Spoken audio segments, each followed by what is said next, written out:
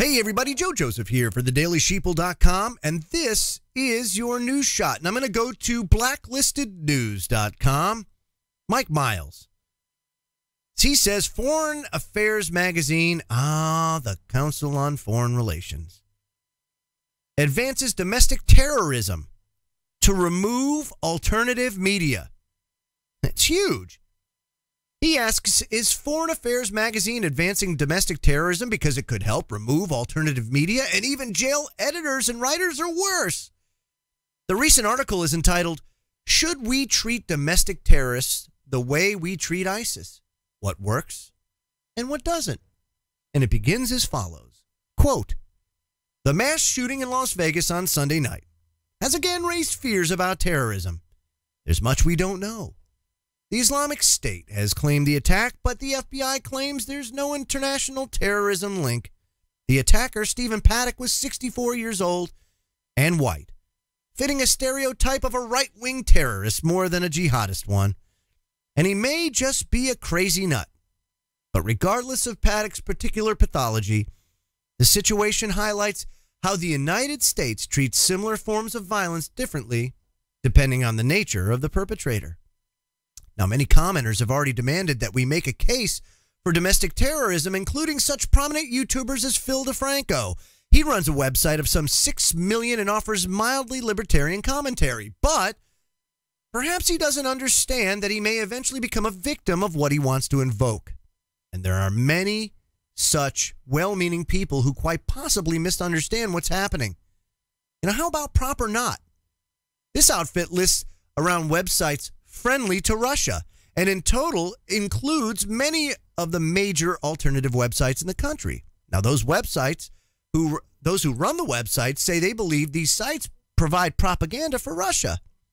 And a recent reading of Proper Not seems to reveal that the site may have reduced some of the finger pointing. It says that it does not censor. However, it continues to list websites nonetheless. The Washington Post drew information from Proper Not long ago when it was trying to paint alternative websites as Russian sympathizers.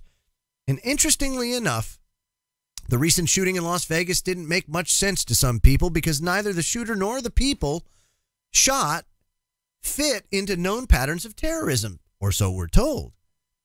But if the real reason to shoot so many people was at least in part to create support for domestic terrorism, would that not be a game changer? I think it would. Think about how easy it is.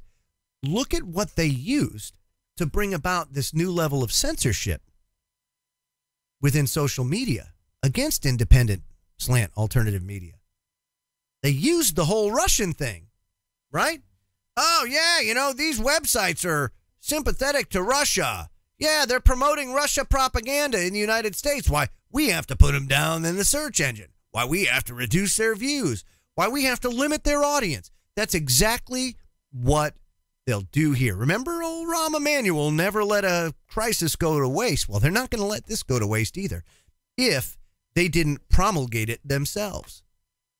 Now, here's a quote from the end of the article from some of its more draconian observations about what the FBI could easily do once people supposedly began to make a fuss about terrorism on American shores. Listen to this. It says, legislation should factor in counterterrorism measures we don't want as well as ones we do. The language should be tightly worded and subject to regular legislative oversight. The definition of a foreign terrorist organization is broad, and any domestic legislation should focus heavily on the threat or use of violence and be regularly reviewed to ensure that changes in the group behavior are reflected. And then it goes, the right-wing threat in particular is comparable to that of jihadist violence at home, and similar resources should be allocated to addressing it. The FBI and DHS should create larger offices dedicated to domestic groups and otherwise develop their intelligence presence. So what does that mean? That means that anybody that runs counter to the narrative or runs opposition to what they think is the mainstream line of thought they want to be under the microscope and even charged as terrorists because, why, your content is what pushed this person over the edge, and by God, you're just as guilty. You aided and abetted the terrorist. Get out of here. But that's exactly what they're trying to set up. And let's not forget, the Council on Foreign Relations is the most powerful think tank in the world. As a matter of fact, Dr. Richard Haass has been known in a lot of circles, in a lot of these high elite circles, has been called the most powerful man in the world because he really dictates foreign policy, not just for the United States.